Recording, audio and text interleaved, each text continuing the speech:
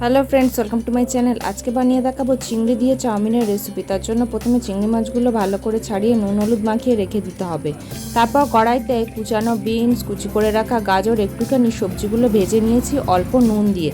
সবজিগুলো ভেজে তুলে নেওয়ার পর এইবার একটা বাটিতে গরম জল আর তাতে অল্প নুন দিয়ে চাউমিনগুলো দিয়ে দিলাম সিদ্ধ করতে। চাউমিনের এই সিদ্ধ করার প্রসেসটা একবারই যে ফুটে উঠবে সেই নামিয়ে এটাকে জল ঝরিয়ে ঠান্ডা জল ওপর থেকে দিয়ে দিলে চাউমিনটা একদম ঝরঝরে হয়ে যাবে। তারপরে চিংড়ি মাছগুলো ভেজে তার ভিতরে অল্প একটু তেল দিয়ে কুচি করে রাখা রসুন আর কুচি করে রাখা পেঁয়াজটা দিয়ে দিলাম। দিয়ে একটুখানি হালকা ভাজা ভাজা করে নিয়ে এই ভাজা সবজি আর ভাজা চিংড়ি আর সিদ্ধ চাউমিনটা দিয়ে এবার এটাকে ভালো করে মিশিয়ে নিতে হবে।